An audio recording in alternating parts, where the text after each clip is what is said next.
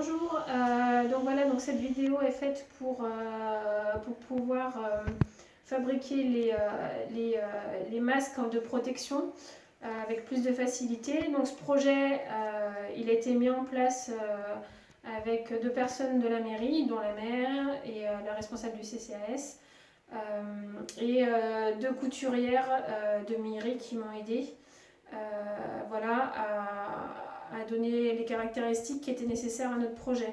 Donc nous en fait on s'adresse aux personnes âgées de Miri qui a priori vont avoir des problèmes de mobilité, qui vont potentiellement avoir des appareils auditifs, qui ne seront pas très mobiles au niveau des mains et qui n'auront personne pour les aider à remplacer les liens si besoin.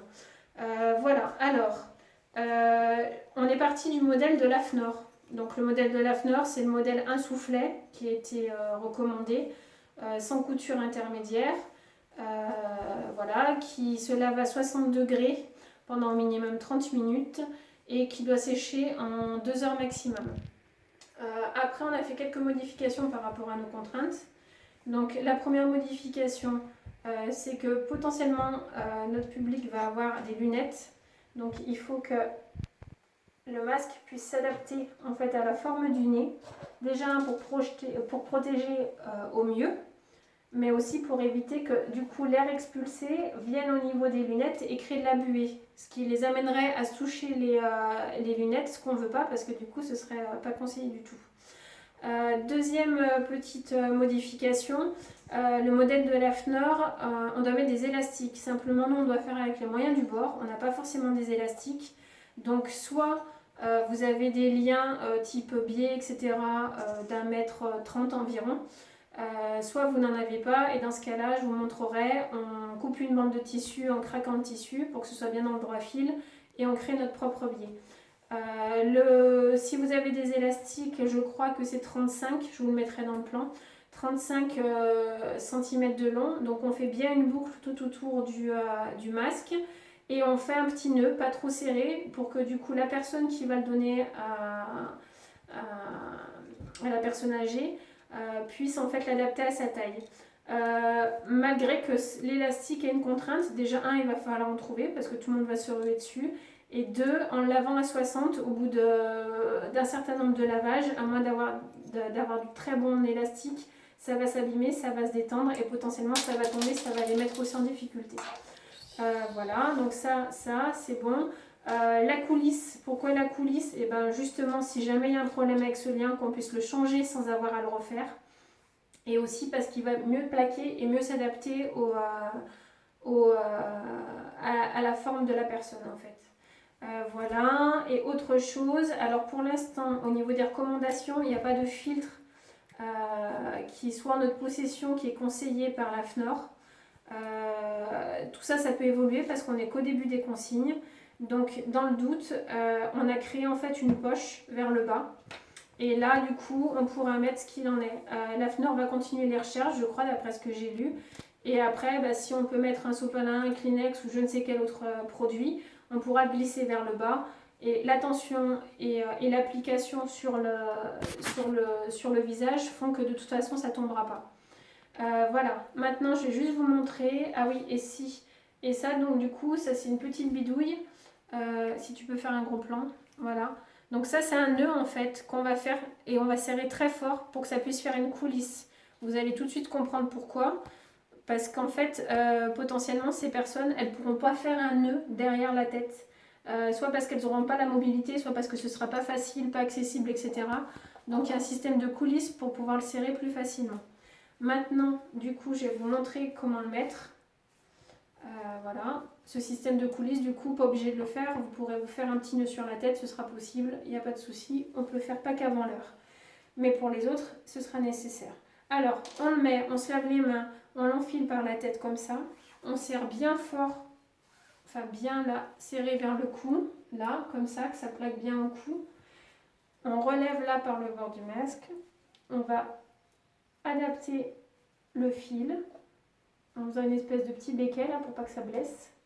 Voilà, à la pommette, adapté à la pommette. Et là du coup, tac, voilà. Là du coup, en fait, on a juste à saisir les 2 liens et à tirer. on tire bien sur le dessus de la tête. Parce que si on le met derrière, moi j'ai une couette, ça retient. Si j'en ai pas, ça va glisser, ça va me mettre en position délicate. Voilà, donc là ça tient. Là ça tient très bien. Si jamais vous n'avez pas de petites coulisses, vous faites un nœud. Et voilà, c'est bon, ça tient. Donc si on remplace le lien, ce lien-là, on fait bien attention. Comme vous voyez, je peux l'enlever assez facilement comme ça. Donc, si on remplace ce lien, on fait bien attention à ce que ce soit quelque chose qui tienne sur la tête et pas qui glisse ou qui roule. Sinon, ce sera pareil, ça ne va pas les avantager. Donc là, on fait comme ça. On enlève le lien. On attrape, donc du coup, ça. On l'étire là. Et là, on l'enlève délicatement comme ça. Ça dans un sac plastique en attendant le lavage à 60 degrés. Voilà. Et du coup, ça, c'est valable. Alors, c'est pas recommandé, c'est pas un truc certifié par la FNOR.